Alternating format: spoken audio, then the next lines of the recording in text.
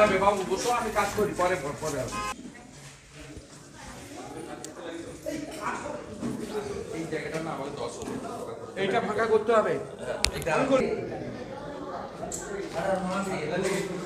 না না ঠিক আছে, ঠিক আছে, জায়গা আছে, জায়গা আছে, ঠিক আছে।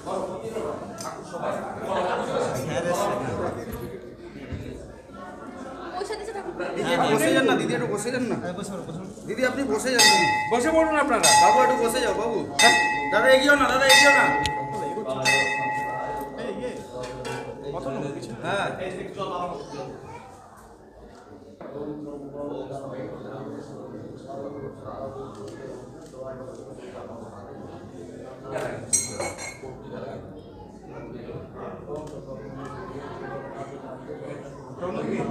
চন্দনদি, ওটা তো চন্দন, হ্যাঁ ওটা না চন্দন, হ্যাঁ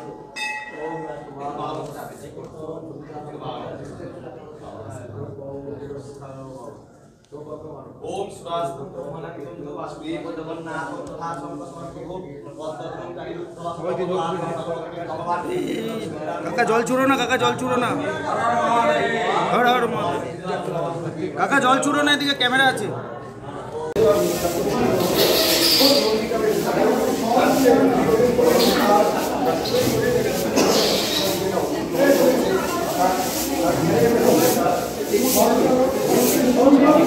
আমাদের মাননীয় যশস্বী প্রধানমন্ত্রী তিনি অযোধ্যা থেকে যেদিন বিমানবন্দর, রেল স্টেশন ইত্যাদি অনেকগুলো অযোধ্যার পরিকাঠামোগত উন্নয়ন করতে গেছিলেন, সেদিন তিনি দেশবাসীকে দুটো আহ্বান করেছিলেন। একটা করেছিলেন আজকে মকরের দিন থেকে সমস্ত মন্দির, পবিত্র স্থান, তীর্থক্ষেত্রগুলোকে ধৌতকরণ করা, সাফাই, বিশেষ সাফাই অভিযান করা। আমরা প্রধানমন্ত্রীকে তার বক্তব্যকে স্বাগত জানিয়ে, তার নির্দেশকে মান্যতা দিয়ে, তার আহ্বানে 111টা মন্দিরে এই কাজ সকাল থেকে কোথাও হয়ে গেছে, কোথাও হচ্ছে, কোথাও চলছে। তা আমিও এই 111টি জায়গায় একই সময় যাওয়া সম্ভব নয়, তাই আমি এখানে আমাদের নন্দীগ্রাম কেন, পূর্ব মেদিনীপুরের অন্যতম পবিত্র তীর্থক্ষেত্র রেয়াপাড়া মহাদেব, বাবা মহাদেবের সিদ্ধনাথজিউ মন্দিরে আমরা আজকে বিশেষ সাফাই অভিযান করলাম। রাম মন্দির উদ্বোধনকে সামনে রেখে আমাদের আরও বিশেষ কতগুলি কর্মসূচি রয়েছে। 16 তারিখে আমরা 20,000 পরিবারকে, যারা প্রান্তিক পরিবার বা গ্রামীণ মানুষ থাকেন, তাদেরকে স্থানীয় কুমোরদের দ্বারা তৈরি করা মাটির প্রদীপ, প্রতি পরিবার 5টা করে, 20,000 পরিবারকে আমরা 1 লক্ষ প্রদীপ বিতরণ করব 16 তারিখে 17টা ক্যাম্প থেকে, 17টা অঞ্চলে। 21 তারিখে আমাদের সিদ্ধেশ্বরী বাজার থেকে রেয়াপাড়া শিব মন্দির প্রাঙ্গণ পর্যন্ত 10,000 রাম ভক্তের মিছিল হবে বিকেল 3টের সময়, ভগবান রামকে স্বাগত জানিয়ে।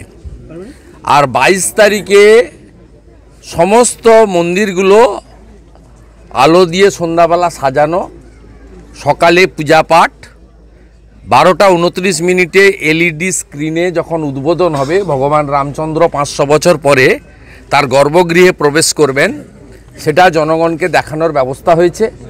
এবং উদ্বোধন অনুষ্ঠান শেষ হয়ে গেলে সব জায়গায় সাধ্যমতো প্রসাদ বিতরণের ব্যবস্থা রাখা হয়েছে। কোথাও খিচুড়ি প্রসাদ, কোথাও সাদা ভাত, সনাতন সংস্কৃতি মেনে সম্পূর্ণ নিরামিষ, কোথাও পরমান্ন, যে যেমন স্থানীয় হিন্দু ভক্তদের কাছ থেকে সাহায্য সহযোগিতা নিয়ে করতে পারবেন বলা হয়েছে, সেখানে প্রসাদ বিতরণেরও ব্যবস্থা রাখতে।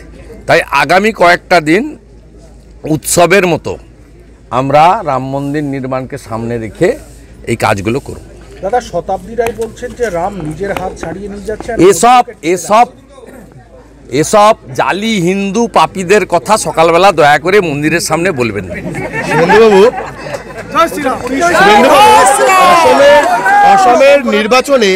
অসমের নির্বাচনে এখানে রাজনীতি করি না, আমি মন্দির কমিটির সভাপতিও বটে, আমি মন্দির বলতে পারবো। আমি ওনাদেরকে মাথায় রাখি, রাম মন্দির নির্মাণে সাক্ষী দিয়েছিলেন, লড়াই করেছেন মহন্ত নিত্যগোপাল দাস, রাম ভদ্রাচারী প্রভু সাক্ষী দিতে কেউ যাননি। এখন এসব কথা বললে তো হবে না।